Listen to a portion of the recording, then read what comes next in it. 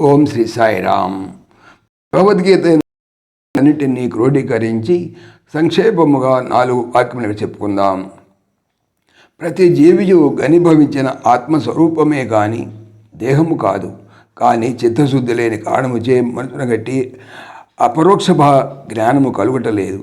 కాబట్టి చిత్తశుద్ధి కొరకై నిష్కామ కర్మాచరణము తప్పక చేయవలసి ఉన్నది. ఈశ్వరార్పణ బుద్ధితో కర్తృత్వరహితముగా నిష్కామముగా కర్మలను ఆచరించు వచ్చినచో కొలది కాలములో చిత్తము నిర్మలత్వమును పొందగలదు. మలినరహితమగు అద్దమునందు సూర్య ప్రతిబింబము చక్కగా గోచరించున్నట్లును, మురికి లేని వస్త్రమునకు రంగు బావుగా అంటున్నట్లును, నిర్మల చిత్తమునందు ఆత్మజ్ఞానము లెస్సగా అనుభూతమగును. కావున గీత యందు హృదయ నిర్మలత్వమునకు చిత్తశుద్ధికి కావలసినటువంటి సాధనోపాయంలో లెక్కలేనన్ని వచింపబడినవి. మరియు మాయా అంతర్గతుడగు జీవుడు స్వయముగా మాయను దాటగలుగుట బహు దుస్తరము కాబట్టి మాయాతీతుడగు పరమేశ్వరుని అన్నదండలను ఆశ్రయించవలసి ఉన్నది.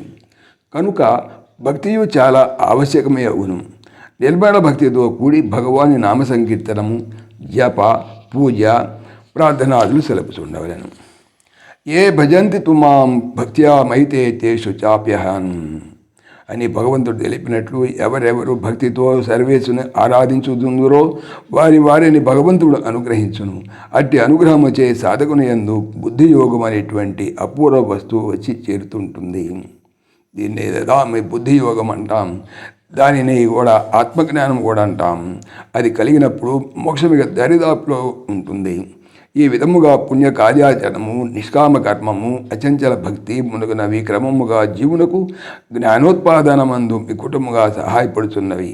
అయితే ఇంటిలో దీపము వెలిగినను కిటికీల గుండా గాలి విచ్చినచు అది ఆరిపోనట్లు ఇంద్రియ ద్వారముల గుండా విషయ సంకల్పముల లోనికి ప్రవేశిస్తే కష్టపడి వెలిగించుకున్నటువంటి ఆ జ్ఞానదీపం ఆరిపోతుంది. కాబట్టి ఇంద్రియ నిగ్రహము, విషయ విరక్తి మొదటి నుంచి కూడా అభ్యసిస్తూ రావాలి. తస్మాత్ ఇంద్రియాణ్యాదౌ నియమ్య భరతర్షభ అన్నారు భగవానుడు. ఇంద్రియ నిగ్రహం గురించి అక్కడక్కడ నొక్కి చెప్పుతూ పోతున్నారు. ఇచ్చట అదౌ అనగా మొట్టమొదట అనేటువంటి పదమును ప్రయోగించినందువల్ల ఈ కార్యం ఎప్పుడూ చేయవలసింది కాదు, సాధన ప్రారంభంలోనే దీన్ని గురించి యోచించాలని చెప్పి గీతాచార్యుల వారు హెచ్చరిక చేస్తున్నారు మనకి. ఈ ప్రకారముగా ఇంద్రియములను చిత్తవృత్తులను నిరోధించడయే రాజయోగమని చెప్పబడును.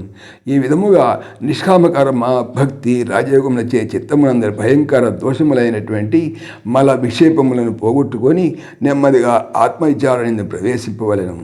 నేనెవరు అనేటువంటి ప్రశ్న వేసుకొని పంచకోశములను దిశక్తి వేరు చేసి తద్విక్తముగా హృదయమునని భాషించు సర్వసాక్షి అనేటువంటి స్వయం జ్యోతి స్వరూపమును అనగా క్షేత్రకుని లెస్సగా అనుభూతమునర్చుకోవాలి. అప్పుడు చిత్తమందరి 3వ దోషమైనటువంటి ఆవరణము పటాపంచలైపోతుంది. ఆ తర్వాత జీవుడు దేశామాదిత్య జ్ఞానం అన్నట్లు మేఘము తొలగిన సూర్యుని వలె నిరావరణముగా స్వచ్ఛముగా ఆత్మ తేజో విరాయుతుడై ఒప్పును. అది ఏ మోక్షము. అట్టి స్థితిని పడవేటయే జీవుని యొక్క లక్ష్యము. దానిని ఈ దేహం ఉన్నప్పుడే సాధించి వేసి కృతార్థుడు కావలేను. గీతాసారము ఇది ఏ. సాయిరామ్. ఓం దేవకీ నందనాయ విద్మహే వాసుదేవాయ ధీమహి తన్న కృష్ణ ప్రచోదయాత్. ఓం సర్వం శ్రీకృష్ణార్పణమస్తు. జై శ్రీకృష్ణ. జై జై శ్రీకృష్ణ.